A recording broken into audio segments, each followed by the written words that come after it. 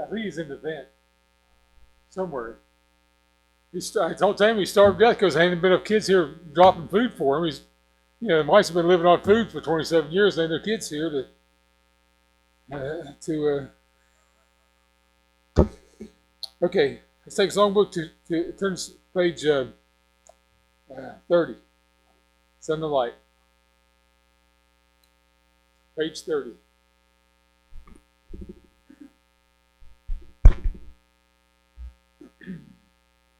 We're glad you're here tonight. Those who joined us from home, we're glad you joined us too. Page 30, send the light. Here we go. There's a call comes ringing o'er the restless waves. Send the light. Send the light. There are souls to rescue. There are souls to save. Send the light.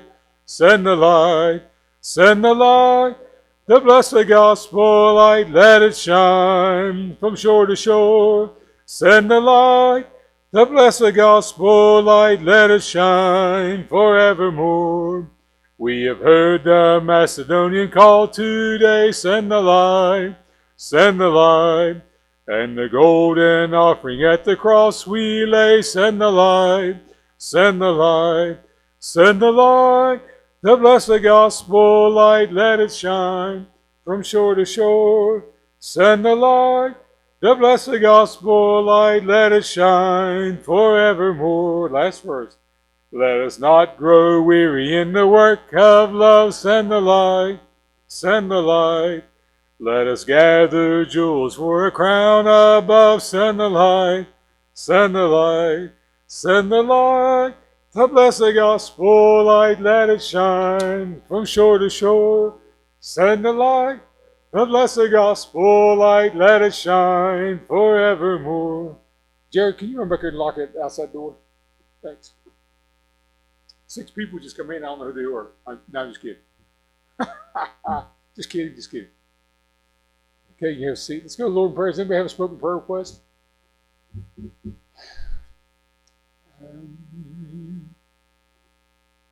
Okay.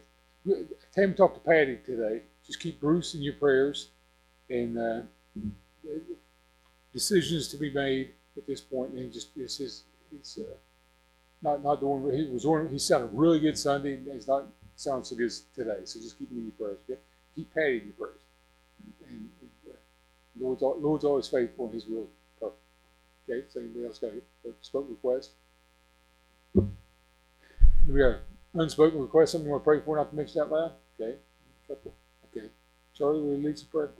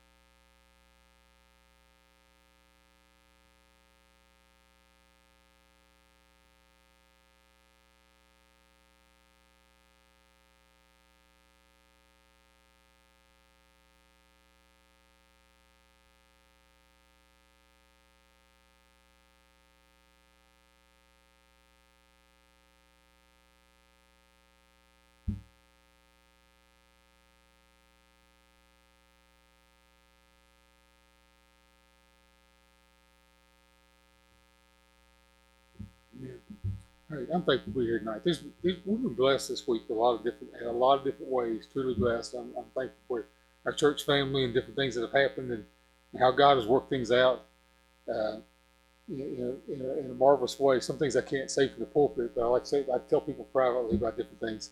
I want to go through with our COVID-19 our plan. Okay, this Sunday is Mother's Day. We'd like for everybody to come to church. But we understand that a lot of people shouldn't come to church. Okay, some of our seniors, some people have health issues and just shouldn't yet come out.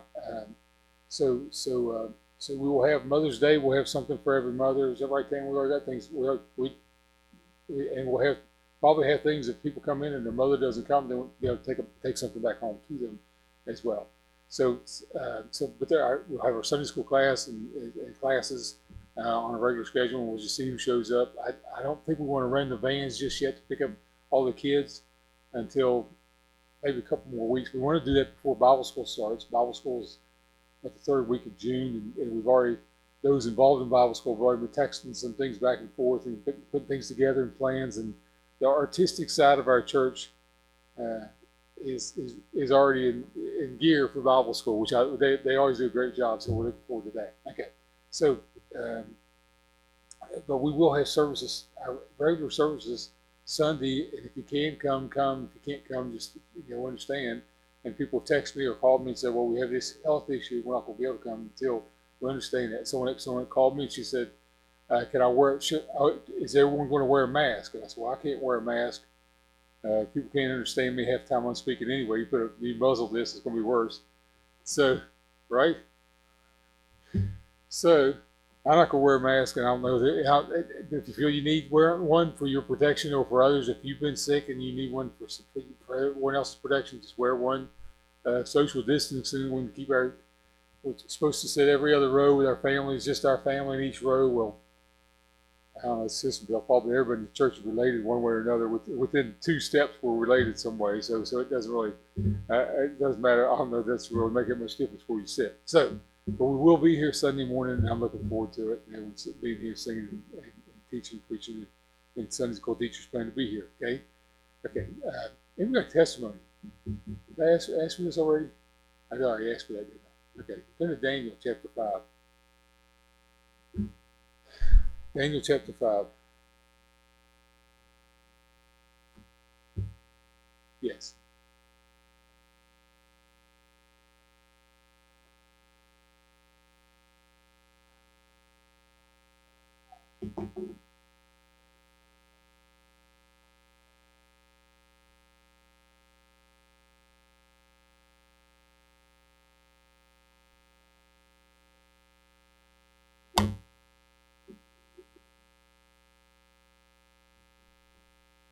Very good. The grass will grow back, right? Very good. Rebecca, for those of you at home, Rebecca testified taking the kids over to Patty's and having a great time with it. I don't know. I missed that part where people at home can't hear what's being said out here. And we've heard that before, that people are asked questions in Sunday school and no one can hear, so we'll try to remember to repeat the questions if someone has them. Okay. Anybody else?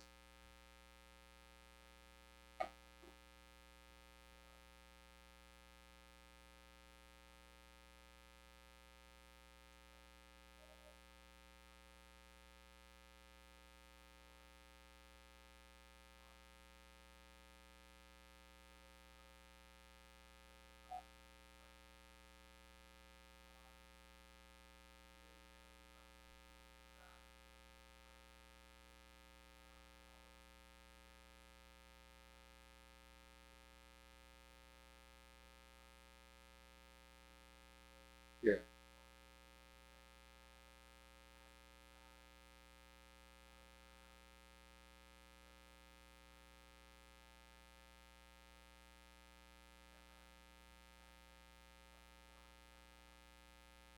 Cool.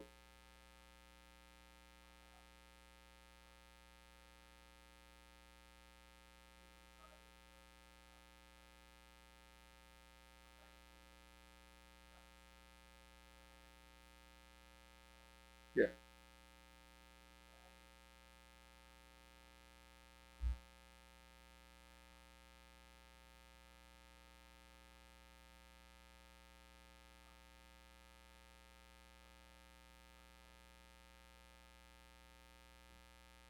Very good.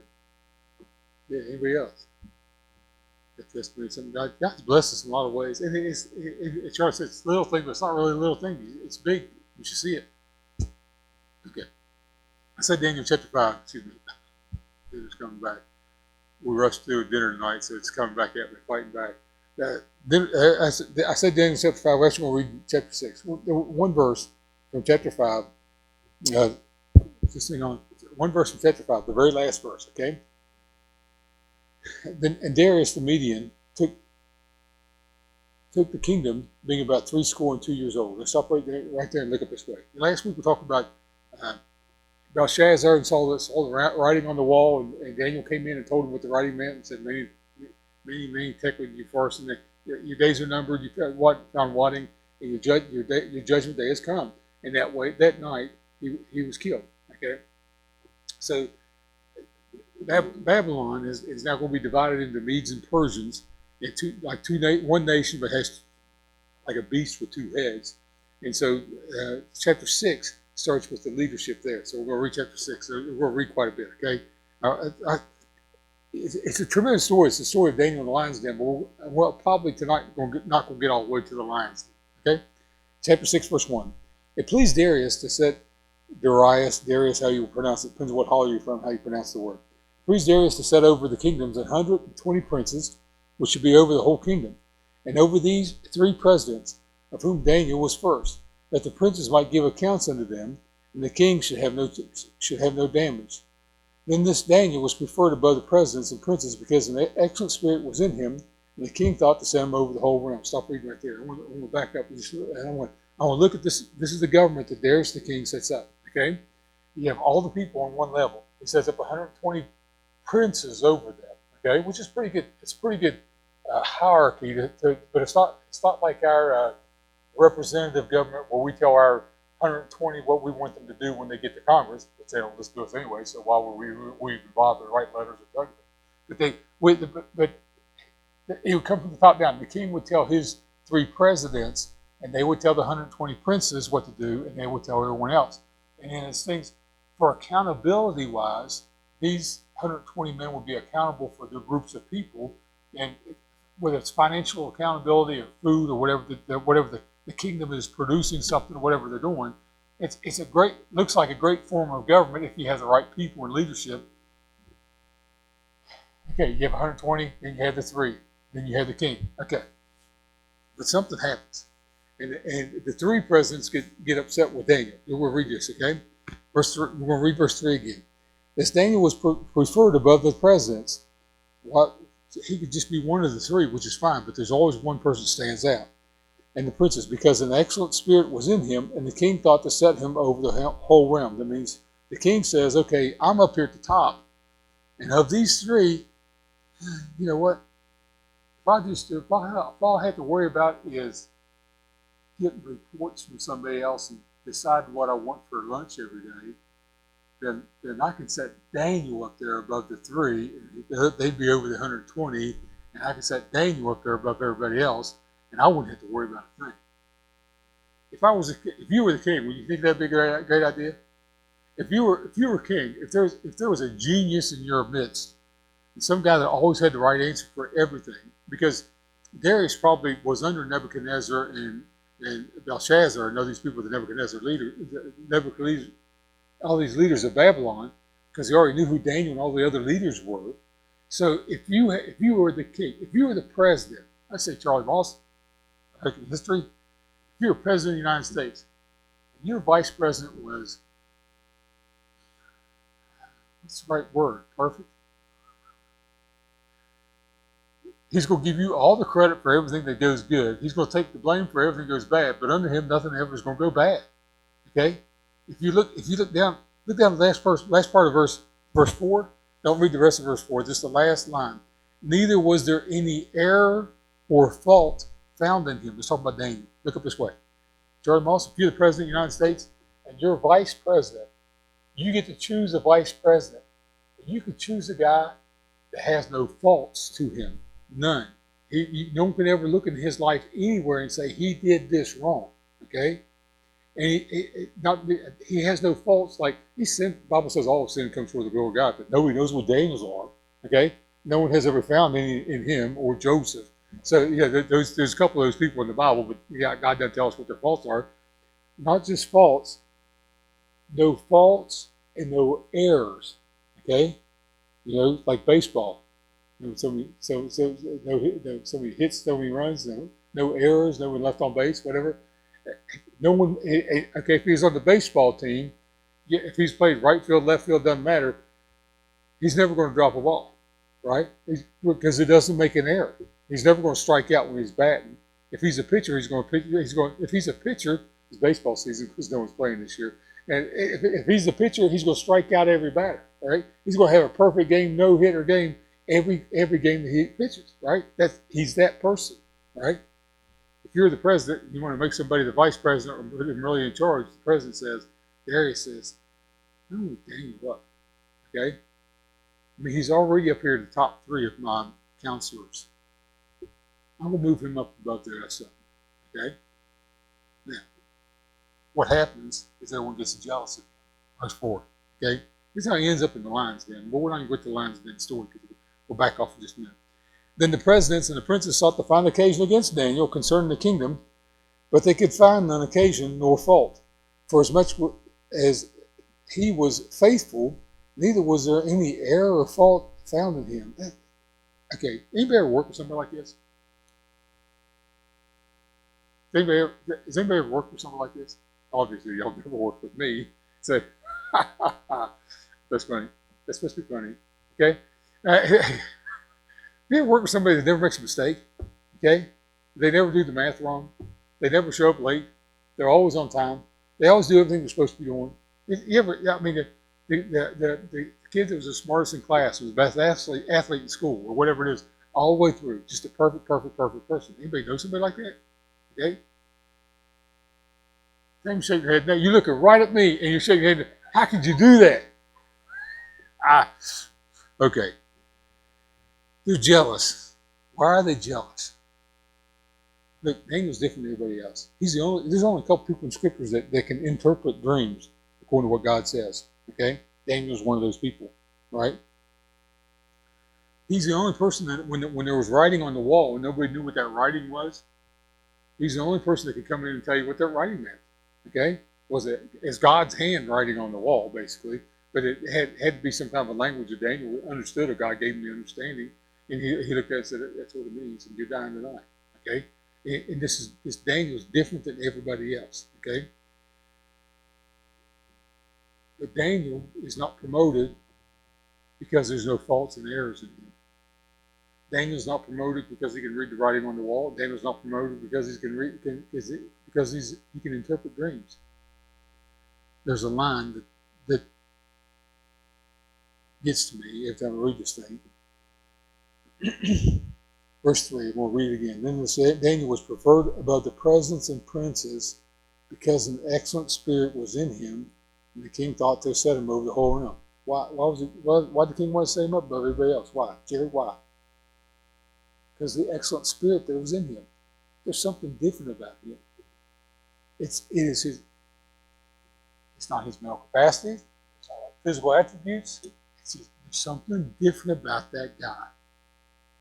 And the king says, I want to put him over all everybody. Okay? Okay. The excellent spirit changes everything if somebody has this. Because nobody can argue with him. Okay? No one can find fault with him. I've known some of these people in my life. I'm not going to name them for you, but off the top of my head, I can think of people in my lifetime that I thought, no one could ever find fault with that guy. I mean, he's that guy that's on that level all the time. Okay? So the only thing they can do is be jealous of him. Okay? Now, what is it about him? What is your spirit? If you'll turn to 1 Timothy chapter 4, I'm going to read a couple of verses. First, and Paul was writing to Timothy. Paul's the older preacher writing to a younger preacher. 1 Timothy chapter 4, and I'm going to read a verse. I'll get to it. 1 Timothy chapter 4, verse 12. How many of you enjoying that rat smell, that dead rat smell? Isn't that nice? I think about every time I take a big breath, I can smell it. Jennifer says, I can't smell it. Pump gas before it came in. I can smell the gas. Let no man, Paul's writing to Timothy, he says, let no man despise thy youth, but be thou an example of believers in word, in conversation, in charity, in spirit, in faith, in purity. Okay? Be an example to other people in words. That's the things you say. Conversation. We think of the word conversation is the words that come out of our mouth, but that's in the word. Conversation is our lifestyle. How people look at our life, and we're supposed to set that example. Okay. Apostle Paul's writing to Timothy and says, "I want you to set the example in the things you say, how you live your life, the example that you live, and in charity. That's the things you give away, or how you love people. In spirit." And in faith, it's what you expect from God. And in purity, and having this level of purity that rises above everybody else, that you set this example for everybody else. But in the middle of that, he says, in spirit. What is spirit? If I get this right, spirit, your spirit is what radiates from you. Okay? Okay. Anyone ever call Ted Middleton on the phone? You ever call him? Ted, you ever call? Charlie, you ever call Ted? I can almost guarantee if he ever calls you or you call him, within 30 seconds you're laughing. Okay? Charlie ever call Ted? Does he chuckle as soon as he goes on the phone? I mean, when Ted laughs, his whole body laughs, and everybody else around him laughs too. Okay, there's something that radiates from him. That is, he's dead on being a good guy. But there's a humor that goes along with that. He can take the humor and have fun with whatever. He can tell you stories. He's an electrician, AEP electrician, burned himself. Electrical. They worked on something 2 weeks ago. He tells a story and laugh about it. You know, they bought one of those collars when the boys were little. They bought one of those collars for the dogs with the invisible fence thing. Y'all, does everybody know this? They tested it. You know, well, it's not working that well. So Ted put it on his neck. The kids were tested on low. Okay, and you don't trust the boys, though. Because they cranked it up high and it shocked him really good. It's just okay, but there's something that radiates from him. It's humorous. Okay? Y'all with me on that? Y'all get that from him? Okay? There's different people in the church that different things radiate from them. Okay. There's somebody in that church, I don't want to call these people by name. I did Ted, but I'm going to stop there without calling anybody else by name. There's people in our church family, people you know, not just in the church family, but within your family. Their whole demeanor is, I'm here to do whatever you ask me to do. Okay? I'm here to help you, or what can I do? No matter what you're doing, if you ask them, no matter what they're doing, if you ask them, they're always available to help, to do whatever. It is a spirit that says, how can I help? Okay? Y'all know people like this. You know people in the church. I know you know people in our church like this, or in your family like this. That their whole spirit, what radiates from them, is to me, it's a part of this excellent spirit. What radiates from them is, what can I do to help you? Okay, can you text me that today? That someone's response is, it's a marketing plan. Well, how can I help you? What can I do to help you? Okay, but the truth is, people live their life that way. We've lived our life that way. Okay, our entire life. This is what we got to say. Okay, there's people in this church that are encouraging all the time. You got anybody in this church that encourages you? That no matter what they say to you is encouraging words, right?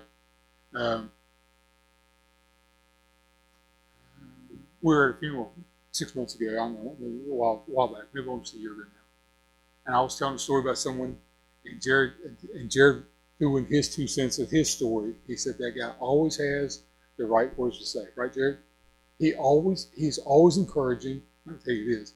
He is just like this pulpit is always here. This person is always kind with his words and encouraging to everybody in the church. Okay, to everybody around. Okay.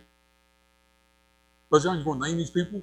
No, because if I name this person, you'll say, "Oh yeah, that's right." I want you to think of the next person that has that same spirit, right? I want the person that when I'm thinking of someone that says, "How can I help you?" Their whole spirit is, "How can I help you?" I want you to think of that next person. I don't want to name this person. You say, "Oh yeah, he does that." Well, she does that. But I want you to think the next person says, "Yeah, you're right." Yeah, we may be thinking about the same person, may not. Okay. There are people in this church. This is part of the excellent spirit. I think about this stuff, and I rejoice in this. Dave Underwood and I talk. Preacher Dave and I used to talk about this stuff with people in the 30 years that Preacher and I served together, either here at Kingdom Baptist Church. I don't remember conversations about talking about anybody else's sin. I don't think we ever did that. But we did this a lot. What I'm doing right now is talking about the assets that people are to the church family or to our community. It's not our church, friends of ours at other churches that are just an asset to everybody around them. It's part of that excellent spirit, okay? There are people in our church family, and I've mentioned these people, some of these people from the pulpit here lately, that if there's ever a need and they hear of the need, they step up to you privately more than publicly and say, let's fill this need, okay? It is something that radiates from them. If you say today, okay, I've expressed tonight that there's a dead rat somewhere in the church in the ventilation system, okay? I cannot crawl through the vents. So if we find someone small enough with a flashlight, we'll send Josiah and Hazel will follow him through, right? No, we wouldn't do that. And if anybody's listening, oh, child, CPA, what's that? CPS is going to be here looking for a kid with a flashlight. Okay. But if you mention a need, there's people that have this spirit about them that says, I want to fill that need. I'm going to fill that need. Okay? And they love to feel that. Well, John, they enjoy that. It's part of that spirit that radiates from them. The spirit of God inside them radiates out. Okay. There are people throughout my lifetime, throughout your lifetime, that convinced you could do more than you thought you could. Right? Jeffy, you ever have anybody convince you to do more than what you like to do? Vicky, you ever have somebody, Jared, you ever have somebody convince you can do more than what you like to do? Yeah, sit right beside you. Get up, go get up. That's good. Charlie, you ever have somebody convince you can do more than you did? Tammy, Becca, you have somebody convince you can do more than you did? I knew what I was speaking on tonight. I had us all. It's on my mind. My boss was talking to me tonight about work before we left work, and I said I told him this illustration because I was thinking on this thing about people that always encourage me to do more than what I thought I could ever do. Okay, I use Preacher Dave for this illustration because he always encouraged me to do more than I thought that I was capable of doing. I was not a speaker, a public speaker. He told me how to teach Sunday school classes. Should teach Sunday school classes. I can't talk to people. People make fun of the way I talk. I hit them in the mouth when they make fun of me the way I talk. He always encouraged me. We were at a picnic out at Ripley at the farm. I don't know how long ago this was, 15 years ago or something like that. And it must have been like a Labor Day picnic or something because it was early fall. We were shooting our bows. And there's 40 people out there at the farm. And so 8 or 10 of us went over to shoot our bows. And we shot about 20 yards and we backed up to 40 yards and put the bottom of a Dixie cup on a bale of hay. Bottom of a Dixie cup, is that big. And each person is going to get a shot. Okay? So a couple people shot. And I might have been the fourth person, the fifth person shot. And there's that little Dixie cup. And there's arrows within an inch of it all the way around it. Maybe one on the edge or something like that.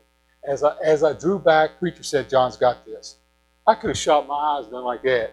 It went right through the center of the Dixie cup. Okay? Why? Because he always encouraged me and told me I could do. We talked about going to college. I said, man, I can't remember the books of the Bible. I failed English. Okay, only by grace of my high school English teachers did I graduate from Charleston High School because my English teacher told me I couldn't speak English. And I'm going to learn Greek and Hebrew and all that stuff. And okay, the only language I really learned up there was sign language. I failed at that. I only learned that because I was driving and people signed in front of me. Like, stop here. Oh, yeah, got it.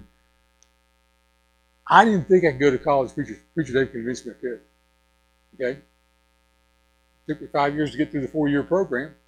I graduated summa cum laude or whatever. I can't remember what it was, but it's some cum laude. That's what that's interpreted in the English. But he always encouraged. Okay, let me ask you this then. Okay, like this. Tammy sent out a group text of how many ladies work on. Jason's planning stuff for Vacation Bible School, and some of the ladies, Kelly and Wileen, Michelle's. I don't know who else is in on this. I don't know how many people are on this text. 8 ladies or something on the text as far as Vacation Bible School. They decorate stuff, and it's, biggest time of the year. If the government allows us to have this year. And the responses immediately start coming back, right, Tammy? Good job, good idea. Let's do this. Good idea, let's go there. Becca, you on that text? You don't know. Yeah, good idea. Let's do that. Here it is. Okay. Well, don't tell so and so who's also on the text. Okay. Don't or whatever. And just one right after another. All right. Okay. Then my question is, if we choose our spirit, if we choose what radiates from us, what radiates from you? What people get when you walk in the room? See here. This comes again. Okay. What radiates from you? For the three princes and for the three presidents and some of the princes, what radiated from them was jealousy. Some people I've known forever, what radiates from them always is anger. So there's some people that I've known, what radiates from them always, it has always been this way, I've known them forever, is a betraying spirit, a betrayal. And no matter what situation is they're in, they're going to stab somebody in the back. And it happens all the time. You just wait for it to happen. Okay. There's a lot of Christians that I know that what radiates from them is a judgmental spirit. Well, Brother John, you're supposed to have, he's not supposed to have a judgmental spirit. Okay, y'all with me on this? Y'all know these people, right? Are you one of them? Okay, we're not supposed to be. Some people have, what radiates from them is simply the law of kindness. It's Proverbs 31. Law of kindness, or an encouraging word. Some people radiates from them is a confidence, just because they're there, you can do better. Okay. When we're in college, Ken Smith was an assistant athletic director, and I know I've told his story a dozen times. He was born with cerebral palsy, and he had those braces on his arms. You know, they were locked up on his arms, and he walked with him. And he, no matter where he was or where you were in the school, in the college, you could hear him coming down the hallway, click, click, click, click, click, click, because he's, with those braces. But when you got to he was funny, he was entertaining, he's a smart guy. I think he was a CPA before he came to Hyles Anderson as to be the athletic director or whatever. Okay, smart guy, good guy. But when he was in the over in the gym or on the ball field, everybody did better just because he was there.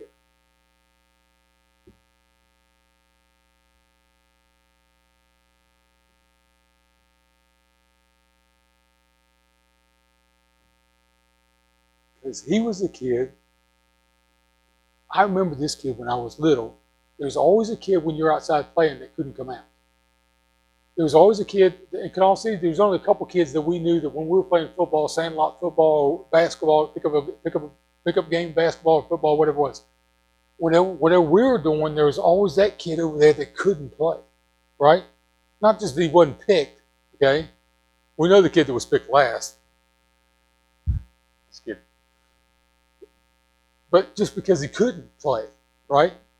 And so Ken Smith was that kid that grew up to be the athletic director, or assistant athletic director, whatever the title was, that was always at the playground but couldn't play the game. Y'all with me on this? That made everybody else. I like lifting weights. I learned how to lift weights when I was in college. Not good at it, but I enjoyed doing it when we were in school. Everybody in the weight room could add 10 pounds on either side of the whatever dumbbell. It didn't matter. It's bench press, arm curls, whatever else. You could throw more on just when you heard that click, click, and he's walking in the room, right? You'd make shots playing basketball just because he was there in the gymnasium. You would play better. I was never an athlete by any measure. Okay, I was big. I got, Tim can tell you this. I got thrown out of every game I was in high school basketball because I fouled out of every game or got thrown out because of a bad spirit that I had then before I got saved. Okay, but playing, Ken Smith would be the umpire at the ball games, right? At half the softball games. Everybody could hit the ball when he was back there. It's just the idea that he was there. Okay. What radiates from you? An encouraging word or an encouragement to other people?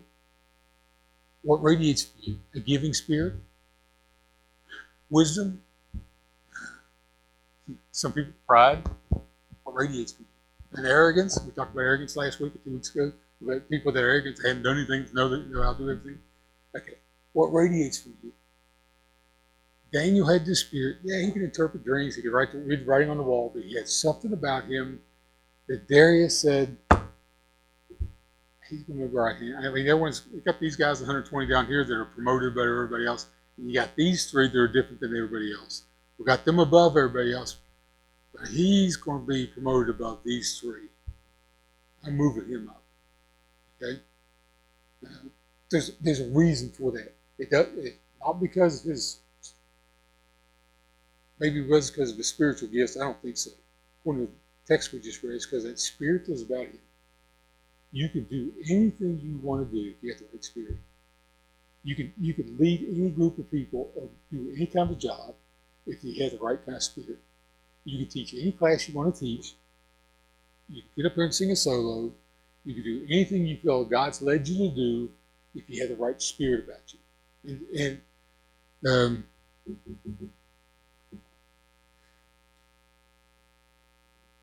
you choose what that spirit is. People that are giving choose to be giving. People that are loving choose to be loving. People that are cheerful choose to be cheerful. People that are encouraging other people, they choose to encourage other people. They can be as bitter as everybody else. They probably have this reason. The person that encourages other people has probably as much history in their life they can be bitter about life as everybody else is. Right? The people that the people that are happy can be just as angry as everybody else that's angry all the time. You know, anger is a choice. It's like Cain in Genesis, Cain and Abel. Cain was angry with no reason. I mean, he's angry at Abel when Abel hadn't done anything wrong, right?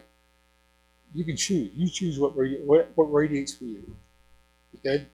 And only you can answer that. Okay. Any questions? I want to ask, what would people say radiates for you? That would imply pride by saying, "Oh, because I'm so smart." Okay, so you answer that for yourself. You have to answer that. Okay. Comments? Questions? Who encourages you? Who has that spirit? Who drives you to do more than you ever thought you could? Okay? Let's pray. Thank you, Lord, for loving us. I pray you help us be the Christians we ought to be. We realize that everything that we have is a gift from you. The spirit that we choose to portray is really your spirit inside of us trying to reflect you, be a reflection of you to others. I pray that you'll use this for your glory this week as we go out. Help us be a witness to the lost people around us and encouragement to every Christian around us. I pray for our church family, those who are sick and those who are going through serious trials, and I pray that you'll bless them, and I pray that you'll use each one of us to be a witness and encouragement to others. Thank you, Jesus, for dying on the cross for us, and the promises you've given us, and the promises you've come through with. I pray that you'll bless. In Jesus' name we ask. Amen. Thank you very much. You are dismissed. Thanks for coming out tonight. Those of you watching at home, thanks for watching from home.